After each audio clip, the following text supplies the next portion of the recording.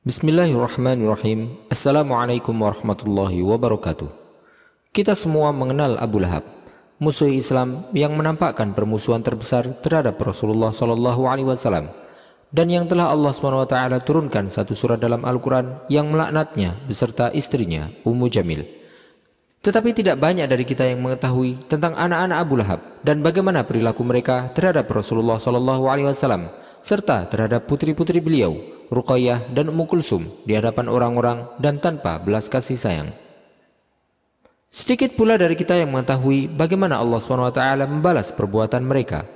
Dalam video kali ini kita akan mengisahkan tentang kehidupan Utaibah bin Abi Lahab yang telah meludah kepada Rasulullah SAW, yang kemudian Allah SWT membalaskan untuk nabinya dengan cara yang tidak disangka-sangka oleh siapapun. Silakan simak video ini sampai selesai.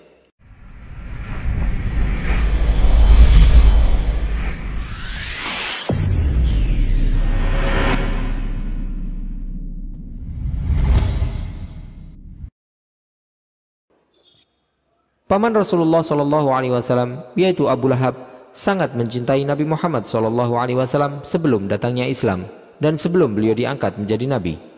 Sebagaimana juga sikap kaumnya terhadap beliau saat itu, yang mana mereka semuanya mencintai Rasulullah SAW. Rasulullah SAW dikenal sebagai orang yang jujur dan terpercaya. Karena itulah semua orang dari kalangan Quraisy dan orang-orang yang mengenal Rasulullah SAW mencintai beliau dan menghormati beliau. Selain itu, Abu Lahab juga memiliki hubungan dan interaksi yang baik dengan Rasulullah SAW sebelum beliau mulai menyerukan kepada agama Allah. Anak Abu Lahab yang sulung, yaitu Utbah, juga telah menikahi putri Rasulullah SAW, yaitu Ruqayyah radhiyallahu anha. Dan juga anaknya yang lain, Utaibah, juga menikahi putri Rasulullah SAW yang lain, Ummu Kulsum radhiyallahu anha. Ketika mulai turun wahyu kepada Rasulullah SAW, serta beliau mulai menyebarkan risalah Islam, Abu Lahab adalah salah satu tokoh yang paling terdepan dalam memusuhi dakwah Rasulullah SAW serta mendustakan beliau. Ketika Abu Lahab mengetahui bahwa keponakannya tersebut, yaitu Nabi Muhammad SAW, menyeru kepada agama baru yang berbeda dengan yang dianut oleh suku Quraisy waktu itu, dia pun bersegera untuk berlepas diri darinya serta menjadi sangat membencinya. Selain itu, dia juga memprovokasi orang-orang agar ikut melawan beliau SAW. Segala cara dilakukan dalam rangka menyakiti dan mengganggu Rasulullah SAW. Bahkan jika dia melihat Rasulullah SAW sedang mengajak orang-orang agar beriman kepada Allah SWT, dia akan berdiri di belakang beliau sambil menunjuk beliau dan berkata dengan suara keras, "Dia adalah pendusta. Muhammad telah meninggalkan agama kita." Yang mana agama mereka yang dimaksud adalah penyembahan terhadap berhala-berhala. Nama asli dari Abu Lahab adalah Abdul Uzza bin Abdul Muttalib. Tidak hanya Rasulullah SAW yang dia sakiti, dia juga menyakiti setiap orang yang masuk Islam. Istrinya juga turut dalam menyakiti Rasulullah SAW. Istrinya dengan sengaja meletakkan ranting-ranting berduri di jalan yang dilewati oleh Rasulullah SAW sehingga melukai kaki beliau hingga berdarah.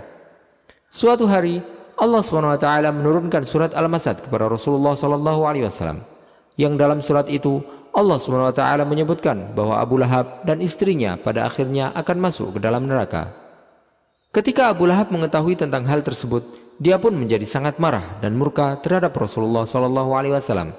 Dia kemudian pergi menemui kedua anaknya, Utbah dan Utaibah, dan menyuruh mereka untuk menceraikan istri-istri mereka yang merupakan dua putri Rasulullah SAW, yaitu Ruqayyah dan Ummu Kulsum radhiyallahu anhuma. Hal itu dilakukannya sebagai bentuk balasan terhadap apa yang Abu Lahab dan istrinya terima dari Rasulullah SAW berupa ancaman neraka dalam surat Al-Masad tersebut. Abu Lahab berkata kepada kedua putranya, "Kalian bukan lagi putraku jika kalian tidak menceraikan putri Muhammad SAW." Di waktu yang lain, setelah peristiwa tersebut, Utaibah ingin keluar pergi ke negeri Syam untuk berniaga. Dia berkata, "Aku akan mendatangi Muhammad dan menyakitinya." Dia kemudian mendatangi Rasulullah SAW dan berkata kepada beliau, "Wahai Muhammad, aku kufur terhadap apa yang diturunkan kepadamu. An-najmi idha hawa walladhi dana fatadalla." Kemudian dia pun meludah ke arah Rasulullah SAW serta menceraikan putri beliau, yaitu Ummu Kulsum, di hadapan orang-orang saat itu. Rasulullah SAW marah terhadap apa yang dia lakukan. Kemudian beliau berdoa atasnya seraya bersabda, Allahumma sallit alaihi kalban min kilabik. Ya Allah, utuslah salah satu anjingmu untuk mengurusnya. Utaibah pun kemudian keluar menuju Syam bersama rekan-rekannya. Ketika mereka berada di tengah perjalanan, tiba-tiba muncul seekor singa yang mulai mengaum di hadapan mereka. Utaibah pun kaget dan gemetaran. Tubuhnya mematung di hadapan teman-temannya.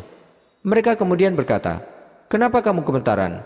Dia menjawab, "Muhammad telah berdoa untuk kecelakaanku dan doanya tidak pernah ditolak." Mereka pun kemudian singgah di suatu tempat dan mereka didatangi oleh seorang rahib. Dia berkata kepada mereka, "Ini adalah daerah yang dipenuhi dengan binatang buas." Mereka pun kemudian mengumpulkan barang bawaan mereka dan menyediakan tempat tidur untuk Utaibah di sana. Kemudian mereka tidur di sekelilingnya.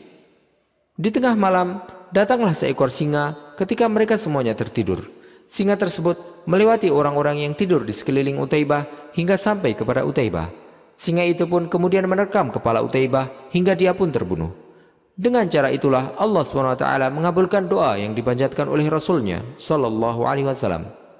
Utaibah, anak dari Abu Lahab pun mati dalam keadaan kafir. Abu Lahab memiliki 6 orang anak, yang mana 2 orang dari mereka telah masuk Islam. Pada akhir hayatnya, kematian Abu Lahab tidak lebih baik daripada kematian anaknya, Utaibah. Di masa-masa akhir usianya, dia terkena sakit parah yang menjijikkan, sehingga dia pun dijauhi oleh orang-orang, bahkan oleh anak-anaknya sendiri. Pada suatu hari, ajalnya pun akhirnya menjemputnya, dan tidak ada seorang pun yang berani untuk mendekatinya karena takut tertular penyakitnya. Orang-orang kemudian menggali sebuah lubang dan mendorongnya dengan tongkat untuk memasukkannya ke dalam lubang tersebut. Setelah itu mereka menguburkannya di situ. Inilah akhir riwayat dari Abu Lahab di dunia, yang merupakan kehinaan dan azab dari Allah SWT. Dan di akhirat, sebagaimana yang Allah SWT sebutkan dalam Al-Quran, hukuman bagi Abu Lahab adalah kekalnya dia di neraka Jahannam. Wallahu ta'ala alam, wa sallallahu wasallam wa baraka ala sayyidina Muhammadin wa ala alihi wa sahbihi ajma'in. Jika Anda menyukai video ini, silahkan klik tombol like dan juga subscribe channel ini sebagai bentuk dukungan kepada kami untuk dapat menyajikan video-video bermanfaat lainnya kepada Anda. Dan jangan lupa untuk bagikan kepada orang lain agar video ini dapat memberikan manfaat lebih luas bagi kaum muslimin. Wassalamualaikum warahmatullahi wabarakatuh.